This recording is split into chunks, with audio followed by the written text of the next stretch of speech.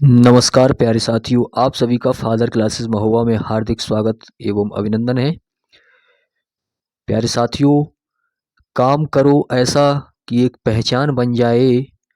काम करो ऐसा कि एक पहचान बन जाए। हर कदम ऐसा चलो कि निशान बन जाए। यहाँ जिंदगी तो हर कोई काट लेता है। यहाँ जिंदगी तो हर कोई काट लेता है। साथियों, जिंदगी जियो इस कदर कि मिसाल बन जाए। जिंदगी जियो इस कदर कि मिसाल बन जाए। प्यारे साथियों, आज हम लूसेंट बुक से, जिससे कि हर एग्ज़ाम में 90% क्वेश्चंस आते हैं, और आज हम 100 क्वेश्चंस करने वाले हैं। लूसेंट के साइंस के बहुत ही महत्वपूर्ण क्वेश्चंस आपके सामने हम अभी प्रस्तुत कर रहे हैं। तो आइए शुरू करते हैं। पहला क्वेश्चन है, जीवन की मूलभूत इकाई क्या है?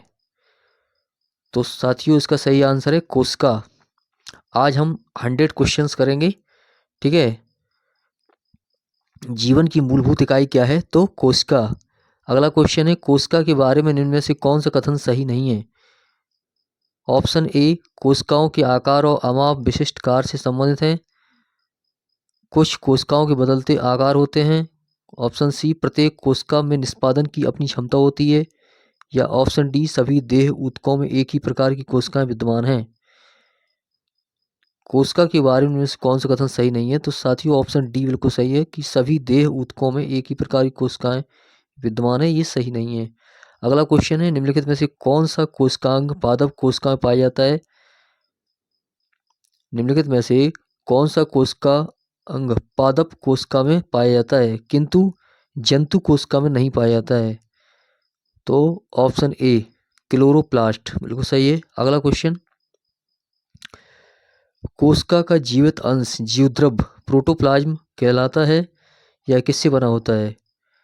तो साथियों, इसका सही आंसर है ऑप्शन डी, कोशिका द्रव, केंद्रक द्रव और अन्य कोशिका अंग, ठीक है। 80% से अधिक कोशिका सेल में पाए जाने वाला पदार्थ है। तो इसका सही आंसर है जल। 80% से अधिक कोशिका सेल में पाए जाने वाला पदार्थ क्या है? तो यह है जल, ठीक है। नेक्स्ट, निम्नलिखित में से किन कोशिकाओं में नाभिक नहीं होता है? तो ऑप्शन बी, लाल रक्त कोशिका में, ठीक है। निम्नलिखित में से किन कोशिकाओं में नाभिक नहीं होता है? तो इसका सही आंसर है लाल रक्त कोशिकाओं में। निम्न में से कौन सी कोशिकाओं के आत्मघाती बैग कहे जाते हैं? तो इसका सही आंसर है लाइसोसोम्स। नेक्स्ट क्वेश्चन, निम्नलिखित कोशिका अंकों में से कौन सा एक अर्धपारगम है? तो इसका सही आंसर है ऑप्शन ए, कोशिका झिल्ली। निम्नलिखित में से किसको कोशिका सेल का पावर प्लांट भी कहा जाता है? तो इसका सही आंसर है माइटोकॉन्ड्रिया। क्वेश्चन नंबर 10, यह श्वसन श्रृंखला का उपयोग कर पादप कोशिकाओं में ऊर्जा का उत्पाद करता है। तो इसका सही आंसर है ऑप्शन बी, माइटोकॉन्ड्रिया। अगला क्वेश्चन देखें। हाँ, अगला क्वेश्चन, क्वेश्चन नंबर 11, मानव शरीर में मौजूद निम्नलिखित कोशिकाओं में से किसमें माइटोकॉन्ड्रिया नहीं पाया जाता है? तो ऑप्शन ए, लाल रक्त कोशिकाओं में, ठीक है। अगला क्वेश्चन, क्वेश्चन नंबर 12, निम्नलिखित में से कोशिका का नियंत्रक केंद्र कौन सा है? तो इसका सही आंसर है केंद्रक। निम्नलिखित में से कोशिका सूक्ष्मतम जीवित कोशिका है? निम्नलिखित की कोशिका सूक्ष्मतम जीवित कोशिका है? तो इसका सही आंसर है माइटोप्लाज्मा की, ठीक है, सॉरी माइकोप्लाज्मा की। कह रहा निम्नलिखित में से किसकी कोशिका सूक्ष्मतम जीवित कोशिका है? तो यह है माइकोप्लाज्मा की, ठीक है। ऑप्शन सी बिल्कुल करेक्ट है। क्वेश्चन नंबर 14, डीएनए का संबंध जिस अति मूल प्रोटीन से है उसे क्या कहते हैं? तो इसका सही आंसर है हिस्टोन। क्वेश्चन नंबर 15 देखें, जीव विज्ञान में डीएनए का पूर्ण रूप क्या है? तो साथियों, इसका सही आंसर है डी ऑक्सीराइबो न्यूक्लिक एसिड। जीव विज्ञान में डीएनए का पूर्ण रूप क्या है? तो डी ऑक्सीराइबो न्यूक्लिक एसिड, ठीक है। क्वेश्चन नंबर 16, डीएनए की पॉली न्यूक्लियोटाइड डीएनए की पॉलीन्यूक्लियोटाइड श्रृंखला में क्या समाविष्ट होता है? ऑप्शन ए बिल्कुल सही है, एक नाइट्रोजन क्षारक डीऑक्सीराइबो शर्करा और फास्फेट समूह। क्वेश्चन नंबर अगला 17, डीएनए के संबंध में निम्न कथनों में से कौन सा सही है? तो इसमें पहला ऑप्शन बिल्कुल करेक्ट है, 1 2 3, यानी कि तीनों, पहला सही है, दूसरा तीसरा तीनों सही है। ठीक है, दिया है पहला, डीएनए सभी जीवित जीवों का आनुवंशिक पदार्थ होता है। दूसरा है डीएनए के सभी खंड प्रोटीनों के संश्लेषण को कोडित करते हैं। और तीसरा है नाभिकीय डीएनए प्रति समांतर चलने वाली दो न्यूक्लियोटाइड श्रृंखलाओं से शुरू द्विकुंडली होता है। ठीक है, अगला question, question number 18,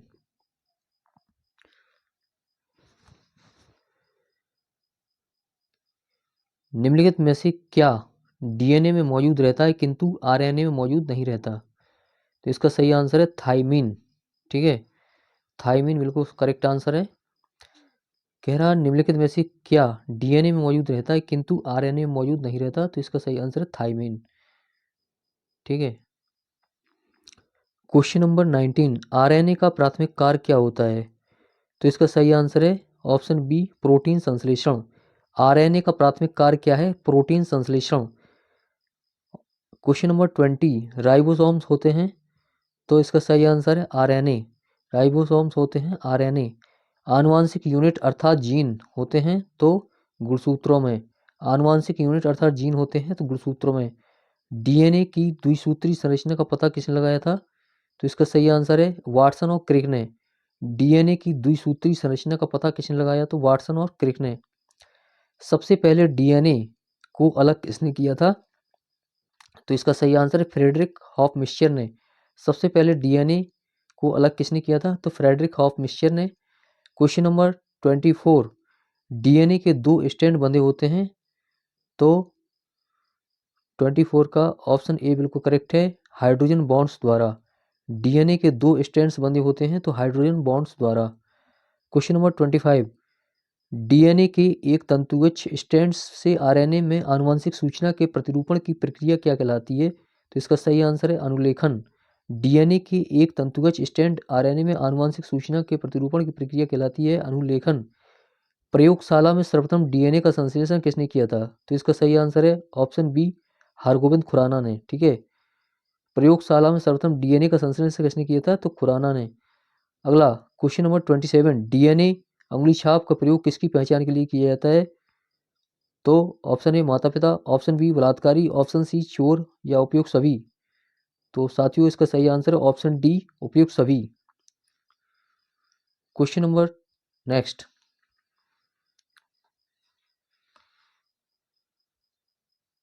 question number 28 दिया है, जीव कोशिकाओं में आनुवांशिक लक्षणों के नियंत्रण में निम्नलिखित में से कौन सा उत्तरदायी है? तो इसका सही आंसर है ऑप्शन डी, डीएनए।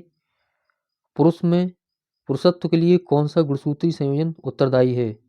तो इसका सही आंसर है एक्स वाई। मनुष्य में कौन से क्रोमोसोम्स के मिलने से बालक का जन्म होता है? तो इसका सही आंसर है ऑप्शन सी, पुरुष का वाई व स्त्री का एक्स। अगला क्वेश्चन, शरीर में लगी चोट की मरम्मत के लिए किस प्रकार के सेल विभाजन का प्रयोग किया जाता है?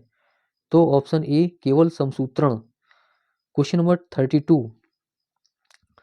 गुणसूत्रों की आकृति विज्ञान का अच्छी तरह से अध्ययन किससे किया जा सकता है? तो सी, मध्यावस्था से। अगला क्वेश्चन 33, विषाणुओं में निम्नलिखित में से कौन सी एक विशेषता नहीं होती है? तो ऑप्शन डी, कोशिका भित्ति की मौजूदगी विषाणुओं में होता है तो या तो आरएनए या डीएनए। ठीक है, ऑप्शन डी बिल्कुल करेक्ट है। क्वेश्चन नंबर 35, पौधों को संक्रमित करने वाले अधिकांश विषाणुओं में क्या होता है? तो ऑप्शन डी सही है, केवल दोहरे तंतुगुच्छ वाला आरएनए। निम्नलिखित में से कौन सा विषाणु संक्रमित कर सकते हैं? निम्नलिखित में से कौन सा सही है? वो कह रहा है कि विषाणु संक्रमित कर सकते हैं जीवाणुओं को, कवकों को या पादपों को। इसका सही आंसर है 1 2 3, यानी कि तीनों को, जीवाणुओं को भी, कवकों को, पादपों को भी। ठीक है, विषाणु संक्रमित कर सकते हैं जीवाणुओं को, कवकों को, पादपों को। क्वेश्चन नंबर 37, निम्नलिखित में से सर्वप्रथम किस वायरस की खोज हुई थी? तो इसका सही आंसर है ऑप्शन सी, टीएमबी वायरस। कहा गया सर्वप्रथम किस वायरस की खोज हुई थी? तो टीएमबी वायरस की। एड्स, मानव प्रतिरक्षाहीनता विषाणु, HIV, human immuno virus HIV के द्वारा होता है। तो किस किस वायरस के कारण होता है? तो यह है रेट्रो वायरस। एड्स, मानव प्रतिरक्षाहीनता विषाणु, एचआईवी किसके द्वारा होता है? तो रेट्रो वायरस के कारण। क्वेश्चन नंबर 39, जंतुओं में होने वाली फुट एंड माउथ रोग किसके कारण उत्पन्न होती है? तो इसका सही आंसर है ऑप्शन ए, जीवाणु। अगला, एबोला क्या है? तो ऑप्शन ए बिल्कुल करेक्ट है, एबोला एक वायरस है। ठीक है, एबोला क्या है? तो एक वायरस। क्वेश्चन नंबर 41, देखें, दूध के दही के रूप में जमने का क्या कारण है? तो साथियों इसका सही आंसर है ऑप्शन सी, लैक्टोबैसिलस। दूध के दही के रूप में जमने का कारण है लैक्टोबैसिलस। क्वेश्चन नंबर 42, निम्नलिखित में से कौन सा नाइट्रोजन फिक्सिंग बैक्टीरिया है? तो इसका सही आंसर है ऑप्शन बी, राइजोबियम। सिम्बियोटिक कीटाणु जो कि वातावरणीय नाइट्रोजन के स्थिरीकरण के लिए उत्तरदायी है, किसमें पाया जाता है? तो इसका सही आंसर है मटर में। सिम्बियोटिक कीटाणु जो कि वातावरणीय नाइट्रोजन के स्थिरीकरण के लिए उत्तरदायी है, किसमें पाया जाता है? तो ये पाया जाता है मटर में। फलीदार पादपों की जड़ों में उपस्थित गांठों में पाए जाने वाले नत्रजन स्थिरीकरण जीवाणु हैं। तो इसका सही आंसर है सहजीवी। आनुवांशिक हेरफेर द्वारा प्राकृतिक पृथक्कृतों से विकसित जीवाणुओं का कौन सा जीवाणु विभेद समुद्र में बिखरे तेल का निवारण करने के लिए उपयोग में लाया जा सकता है? तो इसका सही आंसर है option D, Pseudomonas.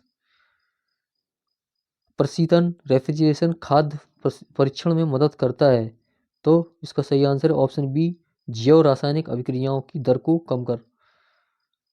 Question number 47, अवायवीय स्थिति में जैविक पदार्थ के जीवाणु अपघटन को क्या कहते हैं?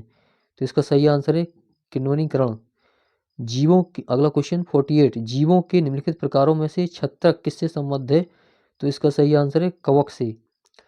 क्वेश्चन नंबर 49, सामान्य खाद्य छत्रक यानी कि मशरूम क्या होते हैं? तो इसका सही आंसर है ऑप्शन सी, कसकर ठसाठस भरे कवक जाल। क्वेश्चन नंबर 50, ईस्ट मिलाने पर गुथे हुए आटे के उठने का क्या कारण है?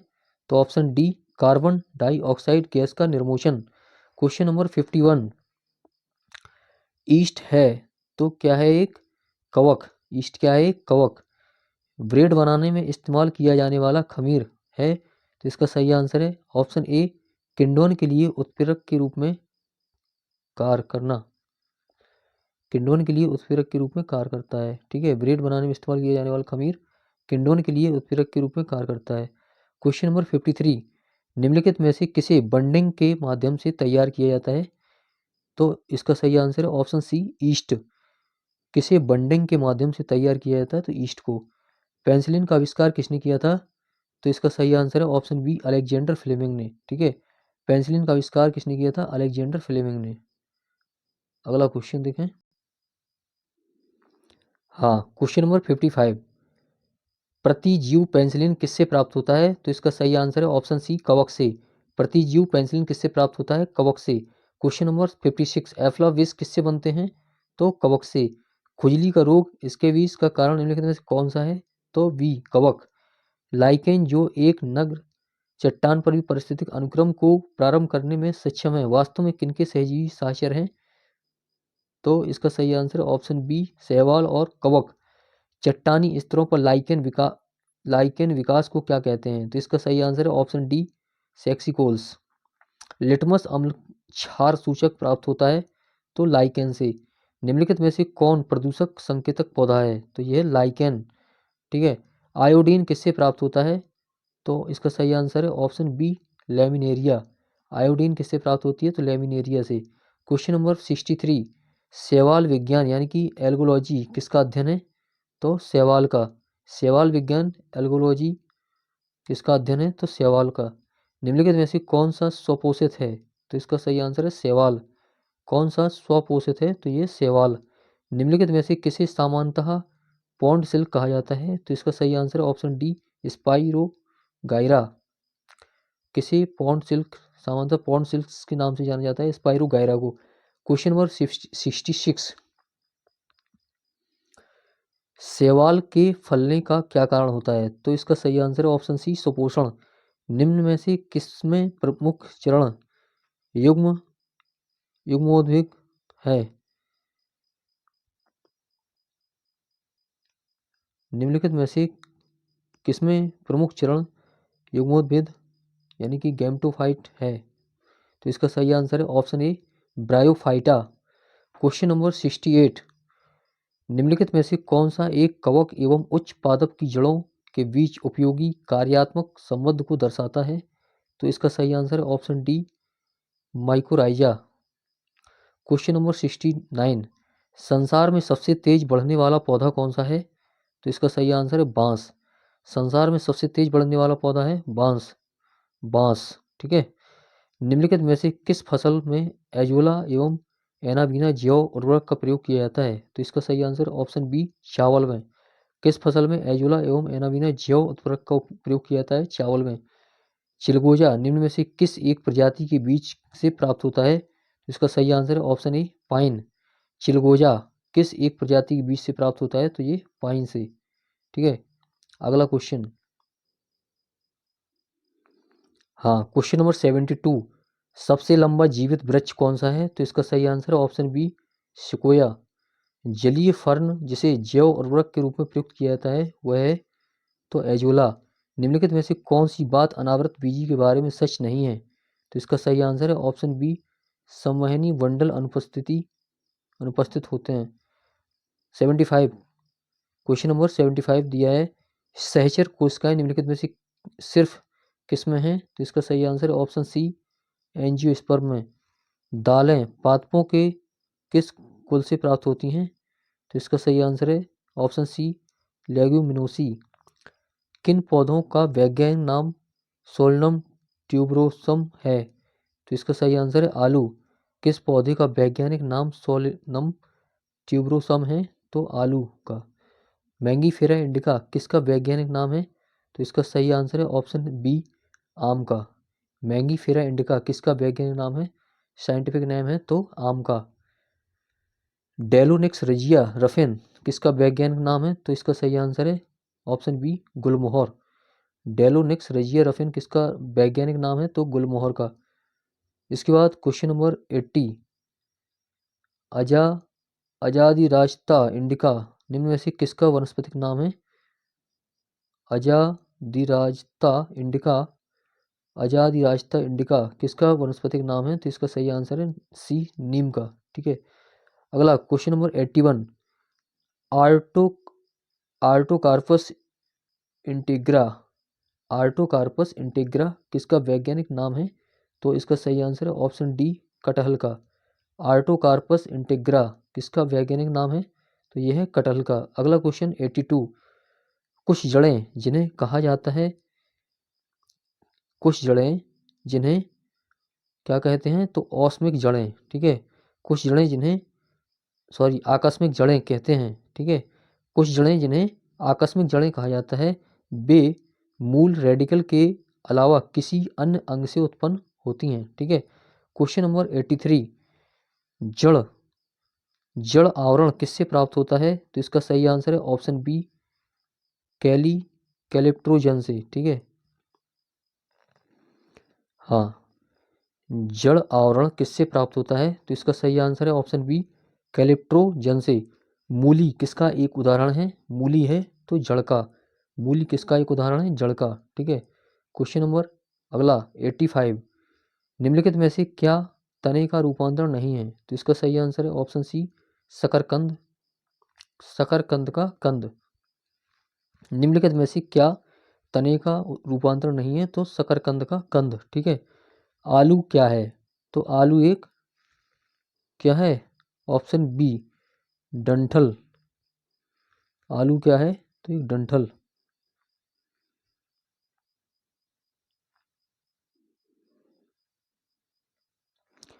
क्वेश्चन नंबर 87, निम्नलिखित में से कौन सा रूपांतरित तना है? ऑप्शन डी, आलू।